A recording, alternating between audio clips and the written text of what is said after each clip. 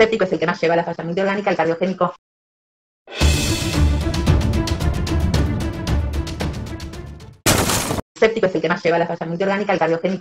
es más rápido y es más, como más agudo. El otro tiene un periodo más largo.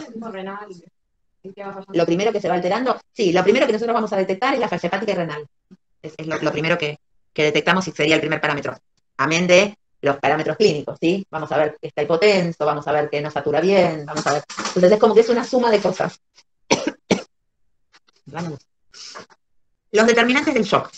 Pérdida sostenida de la volemia, ¿sí? Empieza a fallar. ¿Por qué? Porque hace una vasodilatación y esa volemia disminuye la presión. Presión tisular inadecuada, alteración del metabolismo celular, todo lo que habíamos dicho en la definición esta que trataba de integrar todo.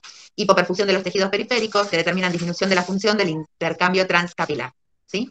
Y una desproporción entre el volumen de oxígeno y de dióxido. Los criterios. Para que un paciente, digamos, que está en shock, tiene que cumplir determinados criterios. En general, el paciente tiene un aspecto que lo vemos enfermo. En realidad decimos, uy, este sí le pasa algo, ¿no? Esos pacientes que vos dudás, tendrá, no tendrá.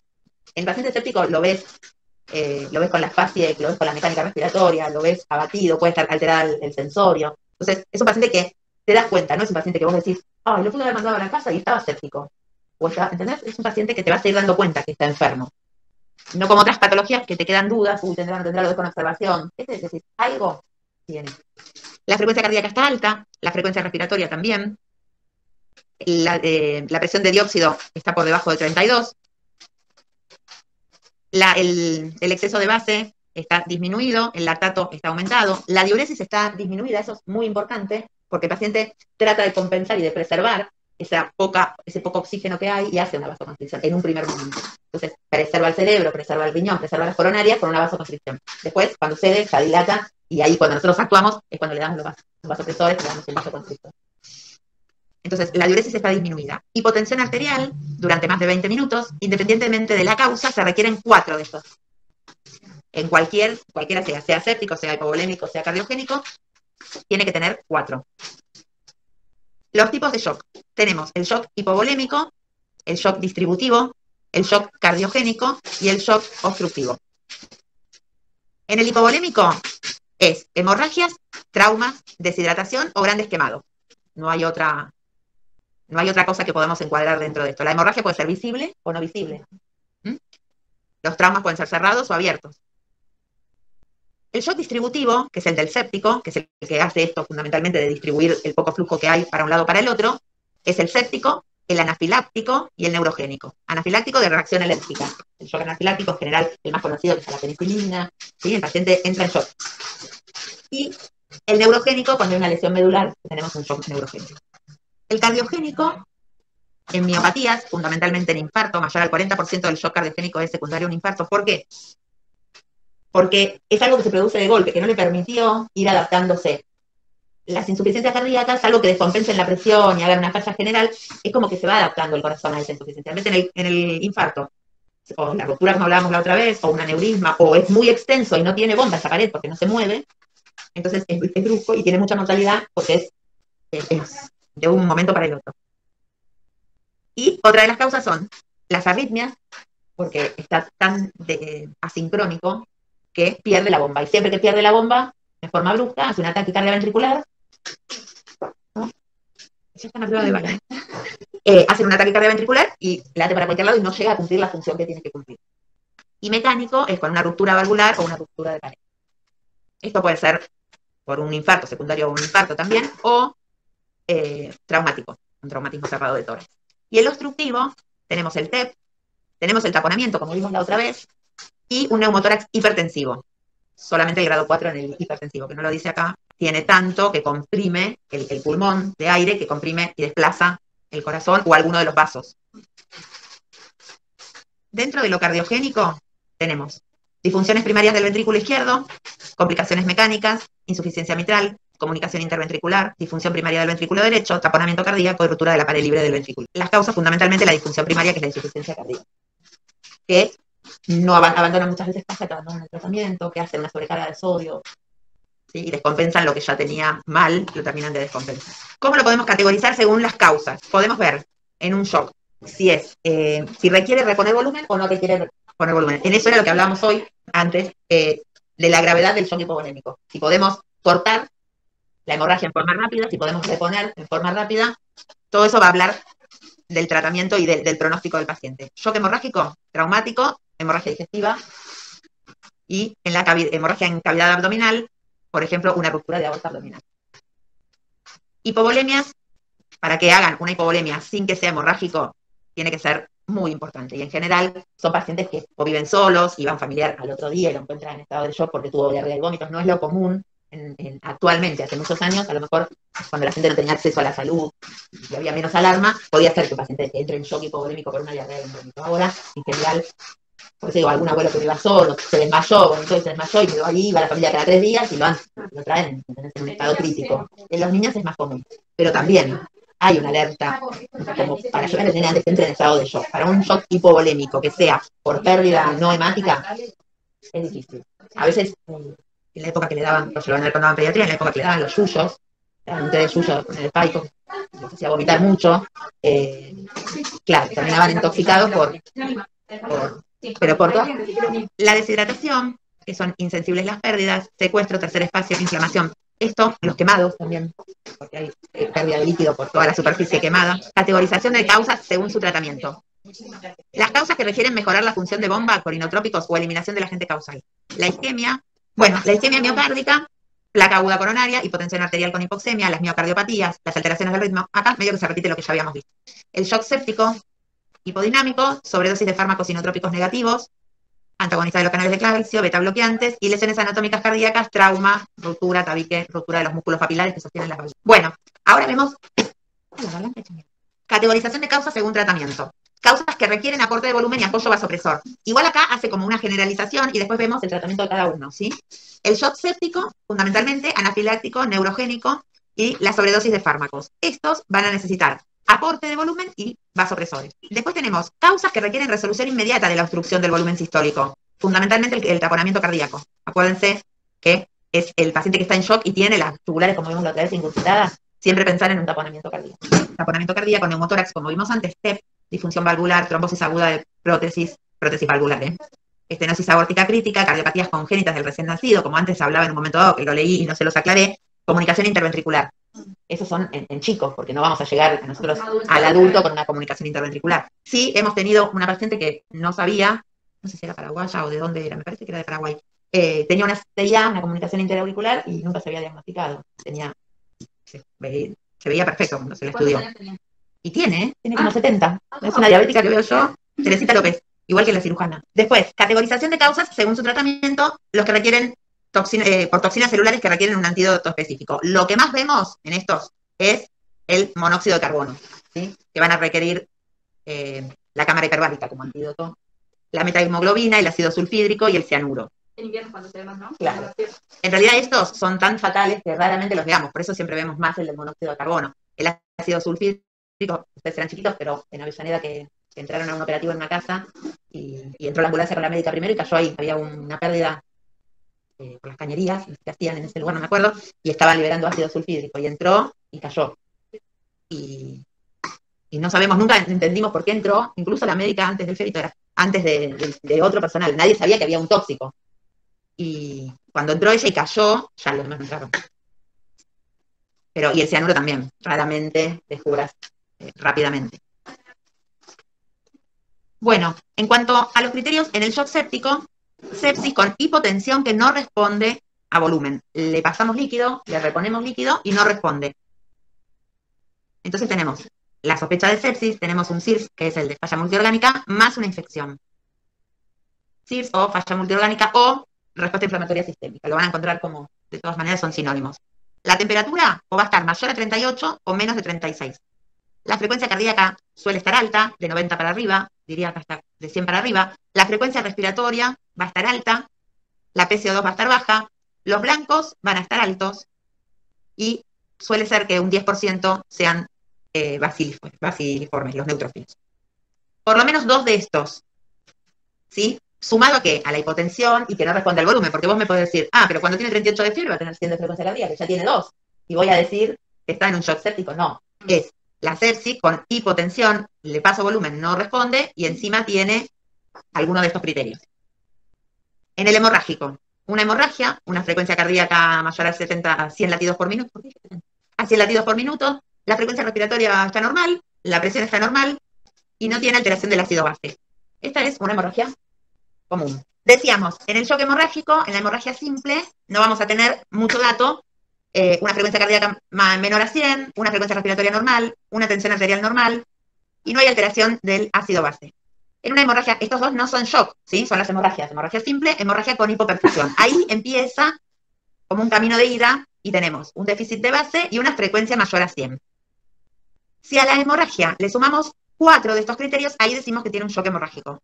Y los criterios van a ver que se empiezan a repetir, algunos criterios, en todos los shocks. Por ejemplo, dijimos como antes, la frecuencia mayor a 100, la respiratoria mayor a 22, la PCO2 menor a 32, el déficit de base menor a 5, el lactato mayor a 4, la diuresis menor a 0,5 mililitros kilo hora, hipotensión arterial, 0,5 kilo hora. Hagamos cuánto sería en un paciente tipo de 70 kilos, serían 350 mililitros, porque uno lo ve así y no se lo imagina. Claro. Tiene que en una hora orinar menos de 350 mililitros. Quiere decir que estaríamos en una oliguria. Hipotensión arterial de más de 20 minutos de duración.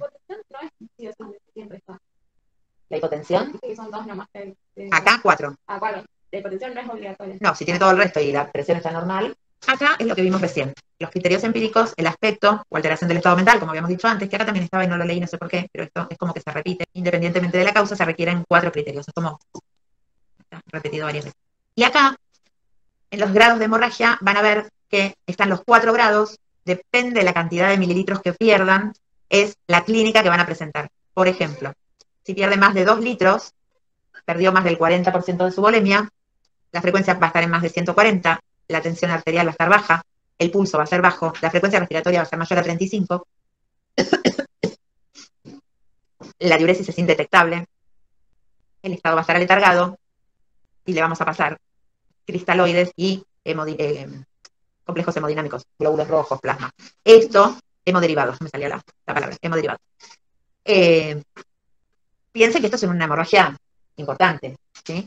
¿Te acordás? Siempre digo yo, me acuerdo cuando hablamos de esto, de la mucama. Sí, de Emilia estaba internada con una hemorragia digestiva y una mucama, pero encima era muy bajita, gordita, pero muy bajita, y le entró con una hemorragia digestiva. Y la internamos y nos llamaron, y era toda la cama, estaba toda su bolemia en la cama, vomitó masivo, mal, la operaron, le pasamos todo así, chorro, para reponerle líquido, la fueron a quirófano y le pasaste la salvaron. Era la zona nasogástrica, era como si estuviera transfundiendo. Era como si la estábamos transfundiendo, era sangre que yo pensé que se nos quedaba ahí en la endoscopía. Y esto es lo que habíamos visto antes, los grados 1 y 2, la presión no estaba alterada, ¿sí? Para hablar de shock es casi el 3 y el 4. Estos son grados de hemorragia, no grados de shock. Presten atención a eso, porque a veces es como mucha data todo junto. Shock cardiogénico. Entonces, tenemos la insuficiencia cardíaca con signos y síntomas de alteración del flujo anterogrado del corazón. Y si a esto le sumamos los criterios, miren cómo es esto. En el otro teníamos la hemorragia y el cuadro de los criterios, ¿sí? En el hipovolémico, y en este tenemos los signos de insuficiencia cardíaca y le sumamos los criterios. En el séptico teníamos la fiebre, un proceso infeccioso determinado y los síntomas. Como que, independientemente de la causa de origen, esto se repite en los distintos tipos de shock, ¿sí? 4 de la tabla, ya no los leo todos. Estadios del shock. Entonces tenemos la fase 1, que es la que está compensado, la fase 2, que está descompensado, y la fase 3, donde es irreversible. En la fase 1 intervienen mecanismos compensatorios para preservar los órganos vitales con vasoconstricción, lo que habíamos visto. Mantienen el gasto cardíaco con aumento de la frecuencia cardíaca y de la contractilidad, el volumen efectivo intravascular se mantiene por el cierre arteriolar precapilar, con lo que se favorece la entrada de líquido desde el espacio intersticial al intravascular. Como que trata de buscar líquido para llevar a ese vascular para compensarlo. No, esto, el shock. Clínicamente, hipoperfusión periférica, con las divideces, la palabra no se van a olvidar, y oliguria. En esta fase, la presión arterial suele estar dentro de los límites normales. Fase de shock descompensado. Los mecanismos de compensación se ven sobrepasados. Hasta acá llegó y no pudo más, entonces empieza a disminuir el gasto cardíaco, el flujo a los órganos vitales también, por ende el volumen minuto cada vez es menor. Clínicamente, ¿qué aparece? Hipotensión. Entonces, volvamos al shock descompensado. Los mecanismos de compensación se ven sobrepasados. Empieza a disminuir el gasto cardíaco, ergo, el flujo de los órganos vitales también. Clínicamente aparece la hipotensión, el deterioro del estado neurológico, los pulsos periféricos son débiles o ausentes en base a la hipotensión, ¿no? Los pulsos van a estar débiles. La diuresis está aún más disminuida, si en uno estaba en oliguria, en el otro están en oligoanuria, y en el último están en anuria cuando ya no fabrican nada. Acidosis metabólica progresiva, pueden aparecer arritmias, ¿sí? Y alteraciones isquémicas en el electrocardiograma. Las arritmias por las alteraciones hidroelectrolíticas, por el ácido láctico, y las isquémicas porque por el volumen, bajo volumen minuto, no llega volumen a las coronarias. En el irreversible, si no logramos actuar rápidamente y corregir el shock acá, llega a una fase en la que el paciente desarrolla un fallo multisistémico y muere. Cuando está con la falla multiorgánica, hagan lo que hagan, eso lo que pasa a los que están en terapia, no, raramente salen del shock. Sustrato celular es daño celular irreversible. Y si salen, quedan algunos con secuelas, son neurológicas, o una insuficiencia renal que puede o no revertir en el tiempo. Acá es lo mismo las etapas. En la hipotensión arterial, la PAM es la presión arterial media, menor a 60, la sistólica menor a 90 o 100, y si no, también en algunos libros hablan de un valor del 40%, de 40 milímetros de mercurio debajo de las cifras que tengan habitualmente. La primera alteración es disfunción de órganos, oliguria, alteración del nivel de conciencia, dificultad respiratoria, era lo que dijimos que preservaban, acuérdense. Signos de hipoperfusión tisular, oliguria, piel fría, livideces, relleno capilar lento, acidosis metabólica. Lo mismo que habíamos visto en aquellas etapas. ¿Por qué la PAM menor a 60? ¿Por qué? Porque la presión de perfusión cerebral es la PAM menos la PIC. Y 60 es donde pierde la autorregulación. Hasta ahí, eso se acuerdan, ustedes lo vieron difícil. Hasta ahí preserva el vaso y después ya hace la isquemia cerebral. ¿Cómo vamos a manejar este paciente inicialmente? Enfocado a optimizar oxigenación y perfusión con metas terapéuticas. ¿Qué vamos a hacer? Si podemos y lo tenemos al alcance, vamos a hacer un monitoreo hemodinámico y metabólico. Y buscamos la causa. Trata el paciente está en shock, tiene 4 de esos criterios que nombramos antes, y tenemos que llegar a definir qué lo llevó a eso, ¿sí? El diagnóstico temprano me va a ayudar a poder actuar en la etiología, aparte del sostén hemodinámico que hago con el paciente de shock. El manejo inicial, el ABC, la reanimación. Si el paciente está con deterioro del sensorio, yo voy a tener que poner una vía central. ¿Por qué? Porque con la vía central le voy a medir la PVC, le voy a medir la presión venosa central y voy a calcular qué déficit de líquido tiene. O lo puedo ir reponiendo al chorro si está tiene PVC de 0, pero no me tengo que pasar, entonces tengo un control hemodinámico. Le voy a manejar si tiene permeable la vía aérea, si no lo voy a intubar, y como vamos a ver después, en los pacientes que están con mucho compromiso hemodinámico y están en coma, los intubamos, y algunos no estando en coma, los sedan, para poner en reposo el aparato respiratorio. No gasta energía en la función mecánica, sino que dedica toda su energía al sostén de los otros, y esto le hacemos el aporte ventilatorio mecánico. Entonces, monitoreamos electro, presión, saturación de oxígeno, accesos venosos periféricos. Si está muy en shock, vamos a poner 2, uno en cada brazo, para reponer rápidamente el líquido, fundamentalmente en los hipovolémicos. Vamos a tratar de armar una historia, si nosotros estamos atendiendo al paciente, que alguno del equipo interrogue a ver qué aportan de la historia del paciente hasta que llegó, de los días previos, el examen físico completo, un laboratorio, cultivos, salvo que sea un anafiláctico o un hemorrágico comprobado, o un paciente que acaba de tener un infarto, lo cultivamos. Siempre, ¿sí? Salvo que no sea muy evidente la causa, lo cultivamos porque a veces hay alguna infección medio oculta que no la estaríamos viendo, y no está de más hacer el hemocultivo. En realidad se dice pancultivo, y en el pancultivo entra el uro, el hemo, y si está conectado al respirador, después le van a hacer de las secreciones. El hemocultivo se pide por 2, separados media hora, y en distintas tomas, no se toma en la misma lugar de la extracción. La placa de tórax, obviamente, y el electrocardiograma. En los pacientes que tienen la falla multiorgánica, la placa de tórax, cuando vean neumo lo van a ver, pero la placa de tórax es una placa con un infiltrado en vidrio esmerilado, con los cilios congestivos, y decimos que tienen un distrés respiratorio. Y a la ocultación tienen rales, el paciente que está distresando por la falla multiorgánica. Entonces, es todo como una telaraña, porque imagínense que lo vemos así, hipotenso, con rales, y es difícil determinar. ¿Es un cardiogénico? ¿Es un séptico? Entonces, es un punto donde tienen que actuar mucho los exámenes complementarios y la historia del paciente y ver cómo empezó y de dónde se originó y un poco más allá, para ver si es, porque puede ser un paciente que tenga antecedentes de hipertensión y de insuficiencia cardíaca, pero se infectó con otra cosa y es un shock séptico. Y uno, pensando en el antecedente, piensa que es cardiogénico. Entonces, es empezar porque hay puntos que se tocan, de uno y de otro. Acceso venoso central, que era este que le decía acá, y la línea arterial, que lo conectan para medir la PAM. Después, para orientarnos en qué es lo que vamos a hacer, vamos a ver si está hiperdinámico o si está hipodinámico. Eso en el examen clínico nos puede llegar a orientar. Si el paciente está con un gasto cardíaco elevado o hiperdinámico, como decimos nosotros, el pulso es amplio, con una presión diastólica baja, las extremidades están calientes, está conservado, el relleno capilar está conservado, suele acompañarse de hipertermia, habitualmente en relación con un proceso infeccioso. Y el paciente que está con un bajo gasto cardíaco o hipodinámico se caracteriza por la presencia de un pulso débil, filiforme, palidez, frialdad cutánea, cianosis distal, relleno capilar lento e hipotermia. ¿Qué vamos a hacer? Y ahí sí tenemos que ver, en base a lo que sospechamos, de lo que nosotros llegamos a diagnosticar, ¿qué vamos a hacer? Si es un shock hemodinámico, asegurarnos la ventilación, la vía aérea, la máscara de oxígeno si es necesaria, control de la hemorragia, si es un traumatismo y podemos contener, siempre las hemorragias lo hacemos tapando la zona, no se usan los torniquetes, estos que se hacían antiguamente, sino que hacemos presión sobre la zona que vemos que está sangrando.